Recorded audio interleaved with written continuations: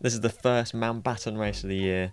60 minutes of E12 racing around a slightly squished and elongated velodrome that you can see in the bottom right there. I put the wind, time, my power, heart rate and speed all up on the screen, so you can keep an eye on that as my heart rate spikes to about 300 in this race. Before I can do any kind of introduction, you can see the Josh and Jamie of the Scott Redding race team and Tap instantly go from the line, and they do actually get a lap within about 10 minutes of this race, which is not ideal, but that's what happens when you've got two teammates in the main bunch that can kind of close it down, which Jamie has, which is a bit annoying. But I didn't really want to commit to chasing that down instantly. It's a long race. And then 3 minutes in, we've got Matt, who's Jamie's teammate here, with Tristan on his wheel, kind of shoot off the front, and I think that's a good couple of riders to jump on. So I spiked the watts up quite a bit, and then here Tristan's going so fast that I can't even. I'm struggling to hold the wheel at about 600 watts going down here. So they're going pretty quick, and I'm thinking that this isn't Josh and Jamie here. These are two chase riders. I thought we might kind of team up here, so I started to ease off a little bit, which was a mistake because Tristan just keeps the power on and goes all the way around the outside. And then here I'm faced with a decision. I either jump, go further into the red, try and follow Tristan and get in a 2 up, but I decide not to because I don't want to overcommit too early and then blow up and then be scrambling to recover for the rest of the race. So I kind of take it easy. As a long race, I've got opportunity later to get back on the lead lap later if the opportunity comes up. But I'm still staying in the front, and then 6 minutes in, Henry, the third Tap rider, goes off the front, and I see that, and I think that's my ticket to the break. The two that went off at the start haven't quite gotten the lap. They were just behind at this point. It's kind of like a good opportunity to jump in. But Tristan had also gone off the front actually, so it's 3 riders that are in front of us at this point that are just about to take a lap and get on the lead lap.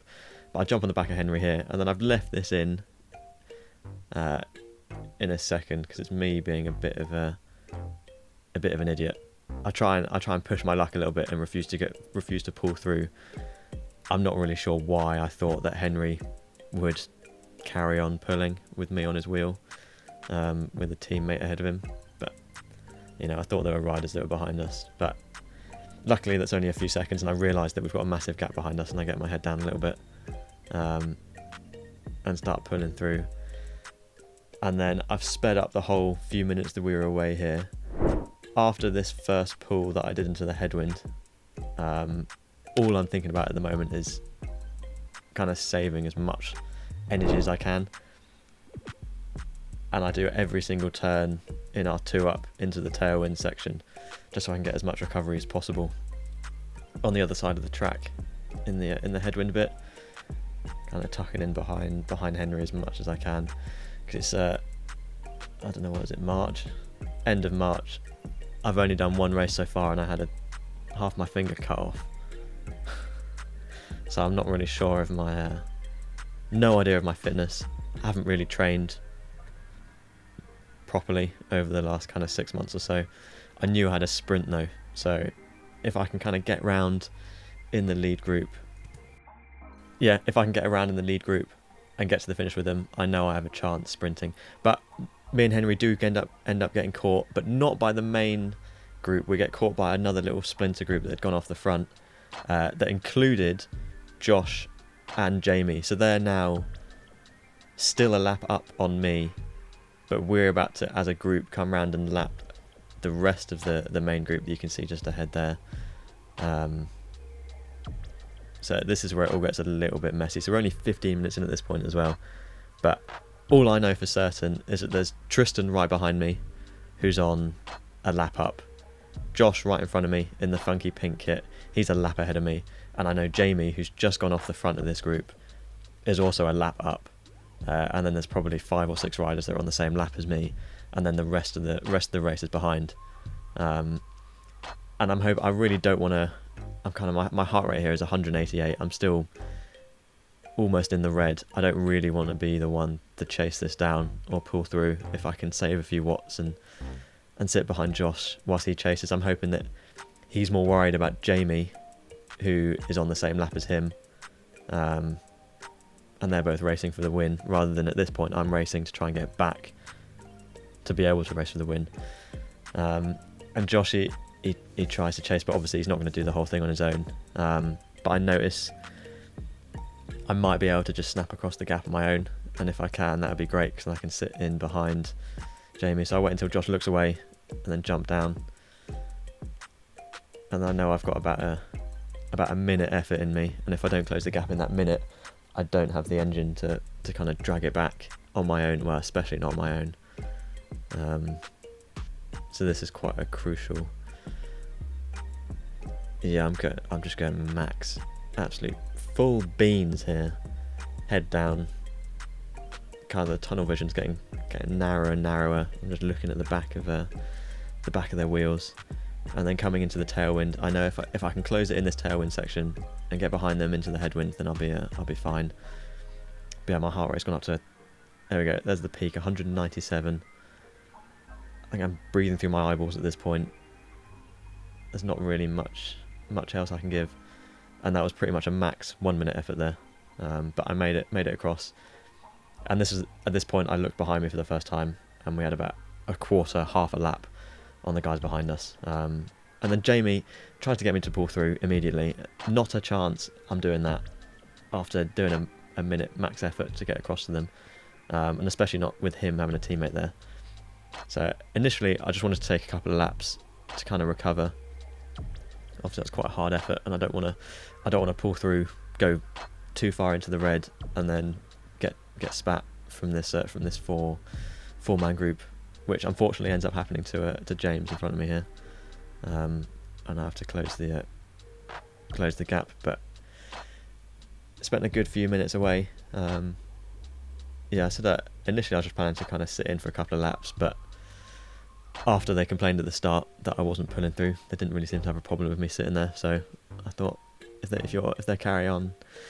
happy to carry on doing the work, then I'll just sit in. Their teammates, they've got a little bit more. It's down to them a little bit more to work than it is to me. So take advantage of that as much as possible. I know Jamie's still a lap ahead of me here, so I didn't really want to contribute to him going a lap further up on me. But we do eventually come round and lap everyone. There's nobody else behind us, and when we come back together here in a group, this is how it would stay until the end of the race. So the race has pretty much been decided in 25 minutes of a 60-minute race, and then everyone's together. And now at this point, anyone that tried to go off the front in the last half an hour was just shut down by the tap riders. There's 3 of them in this race without anyone else really having a proper team, so it's kind of a bit overpowered, but we'll get them back later in the year. So at this point, we've got Jamie, who's the one tap rider that's not on the front here. He's further back in the group. His win is pretty much secured at this point. Then you've got me, Josh in front of me in the pink kit, Henry in front of him in the blue kit with the red arm on the same lap, as well as Tristan in the black skin suit with the white socks behind me, which you can't see here. So there's 4 of us on a chase lap, and then everyone else behind us is on kind of 2, 3, 4 laps down each.